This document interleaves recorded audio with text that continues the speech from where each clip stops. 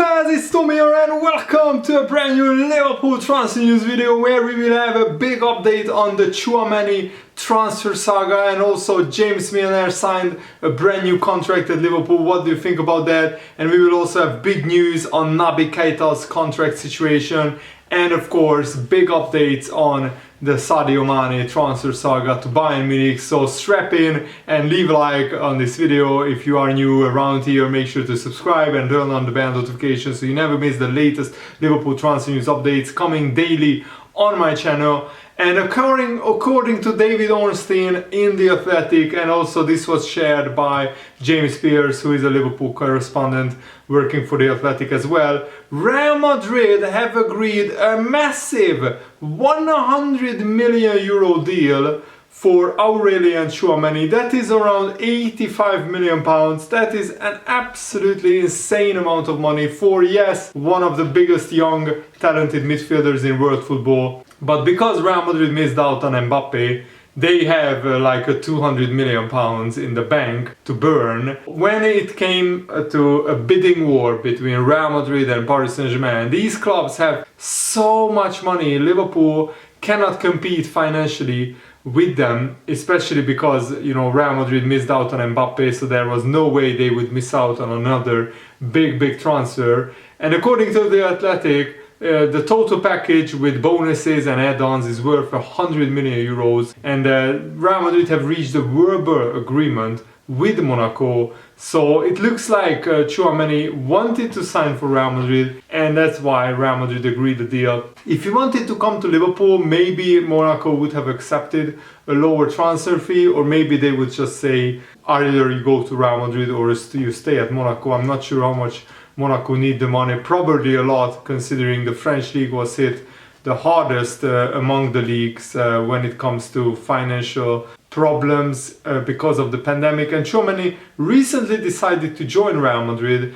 There were a lot of clubs interested in him. PSG and Liverpool were the biggest ones apart from Real Madrid, and Man United as well, but Man United are a laughing stock at the moment, so Tchouameni probably had a good laugh when he heard Man United were interested in signing him. And Tchouameni was a vital part in a Monaco team which finished third in the French league this season and helped them to Champions League football, but there is no way Tchouameni would stay at Monaco. And he is already a French international player. He already has 10 caps for the France national team, and he is as big of a talent as Camavinga, who is another French player recently signed by Real Madrid 1 year ago. So Real Madrid are making sure that they get the next generation of big talented young midfielders. And according to Fabrizio, Klopp personally called Tchouameni to try to convince him to go to Liverpool, but Paris Saint-Germain made the best proposal for him, but Tchouameni only wanted Real Madrid.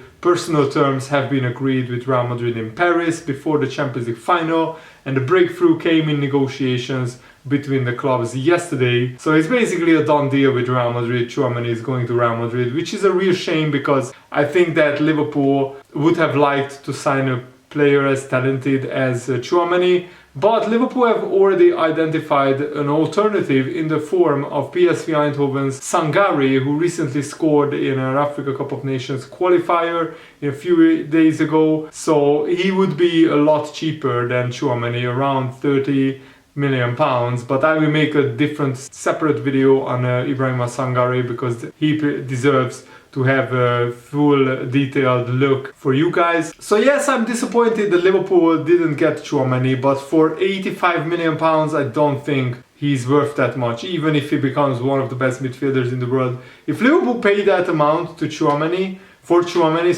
we wouldn't have any money left. And I want Liverpool to sign Jude Bellingham more than I want Liverpool to sign Tchouameni. And for this amount of money, you could get Jude Bellingham, who is possibly even a bigger talent, and I think he fits Liverpool even more. But I doubt Dortmund would sell him for a decent price this summer because they already lost Erling Haaland. And according to Fabrizio, Tchouameni already told his teammates at Monaco that he's moving to Real Madrid, so it's pretty much a done deal. And I think we can close the Tchouameni to Liverpool transfer saga.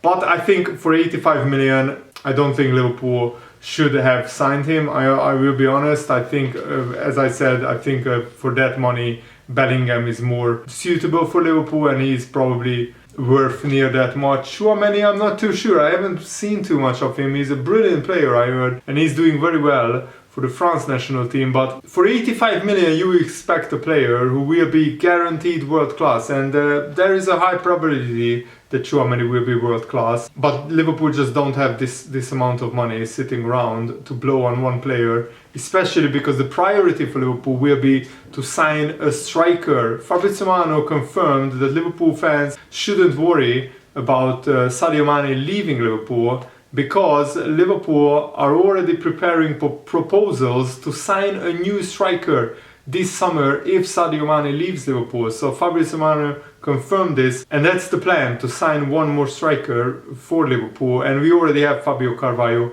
coming in this summer. Another big news is that Liverpool are expected to agree a fresh new contract with Naby Keita, because Liverpool have entered the discussions with Naby Keita's representatives. He only has 1 year left on his contract, and Naby Keita played around 40 games this season. This was probably his best season for Liverpool since he came to the club. He scored some spectacular goals. My favorite was his goal against Atletico Madrid at the Wanda Metropolitano Stadium. And I think Naby Keita will be an absolutely fantastic player in the coming years, and Liverpool don't want to lose him on a free transfer, and he will have probably reasonable wage demands. He wouldn't ask for wages that Liverpool can't afford, like Mane or Salah have. And Paul Joyce in the Times newspaper is reporting this, and he's a very reliable Liverpool-based journalist. And Liverpool are allowing Alex Oxlade-Chamberlain to leave in this summer transfer window because he's in no plans of Jurgen Klopp for the upcoming season, and also he only has 1 year left on his contract, so this is the time to cash in on Alex Oxlade-Chamberlain, who even when Liverpool were playing with a second string team against Southampton, he didn't feature, and that spelled the end of Oxlade-Chamberlain's reign or time at the club. And I think that Liverpool is now seeing that Naby Keita has most of his injury troubles behind him. He's more reliable when it comes to being available for matches. He had a constant run of games for multiple times in multiple periods during the season, and that's what you want. And that's what you need to have if you want to extend the contracts of Naby Keita. So I think that Liverpool are more willing to give Naby Keita a new contract because he's more often fit and available. And of course, with the likes of Henderson, Thiago and James Milner, all over 30 years old, Liverpool need these younger midfielders to stay fit and to stay available. And also, you know, Alex Oxlade-Chamberlain has been even more injury prone than Naby Keita, so out of the two players, I would actually prefer to sell Alex Oxlade-Chamberlain and to keep Naby Keita. And now let's talk about James Milner's new contract, which caused a little bit of uproar among some Liverpool fans. Some Liverpool fans think that James Milner is not good enough anymore, but he made 39 appearances this season. That was the same as Thiago Alcantara. Yes, most of them came as substitute player, but he's still a really, really important player for Liverpool, both on the pitch and off the pitch. And James Milner sometimes gets a bad reputation because he's not a flashy player who does step-overs and flick-ons and who juggles the ball on his ear and things like that. But I think he's a very good and very reliable player. He's the model professional, and he also is a very, very important leader and captain in the Liverpool dressing room. And all you need to know about James Milner is that Jurgen Klopp values him a lot. Not just his leadership, but also his continued ability to shape matches. Milner said, "I'm very pleased to be staying for another season. I have never taken playing for this club, Liverpool, for granted, and I never will. An overriding feeling for me, and a vitally important one in the process, was the belief that I can still contribute to the team." Jurgen Klopp, the gaffer, was clear what he thought, and that was a big factor in me extending my contract. Last season was extraordinary, even though it didn't have the ending we hoped it would, but I think that will only make us all even hungrier for more success, to be honest. I felt that after the victory parade, and that played a part in my decision. Also, it's a unique club. Now this is signed, I'm already looking forward to getting back with everyone, refocusing and going again.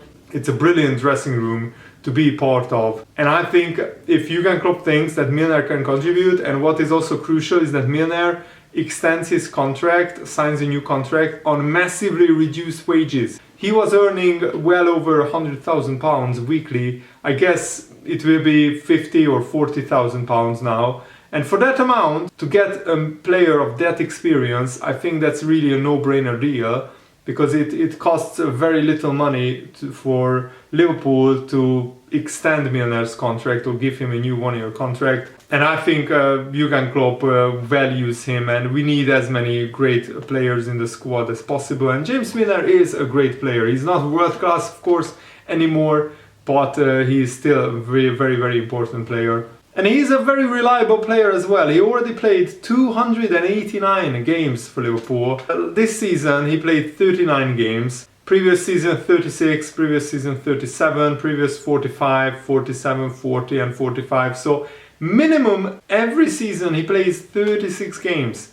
But on average he gets around 40 games per season for Liverpool. And this will be now his 8th season. 8 seasons of James Milner at Liverpool. Who would have thought when we signed him? Because he was like 29 or 30 years old when we got him. And he contributed massively to Liverpool's cause, and he won really everything there is to win. And crucially, I also wanted to add what Jurgen Klopp said about the James Milner contract extension. I'm simply delighted by the news. It's important for all of us. A lot is often made of James Milner's leadership skills and his influence in the dressing room, and of course that's correct and justified, but nobody should overlook his quality on the pitch, where he continues to perform to a level that meant we simply couldn't afford to lose him. His professionalism is the benchmark for any athlete, and it's why he sets the tone for this team with his ability and attitude. We had the longest campaign possible, and Milner only got stronger and better and more influential as it went on. Typically, these discussions we had around extending his contract were centered on what kind of contribution do we see him making as a player. My answer to him was the same I will share with supporters. We don't limit that. We just want the same from him again, because that's not possible to replace. He can still do it and we still need it. So I'm grateful he answered the call and agreed to give us the extra year of his extraordinary career. So more to come from Milner and more to come from Liverpool as well. And I also read a very interesting opinion, which I kind of agree with, from a Bundesliga expert Ronan Murphy, who says that Liverpool prioritizing Mo Salah's contract extension might have convinced Sadio Mane to look for a new challenge, because he didn't really feel valued at Liverpool, because Liverpool didn't really sit down with Sadio Mane over a new contract deal, which I think is a big mistake, because Mane is a really hugely important player for Liverpool,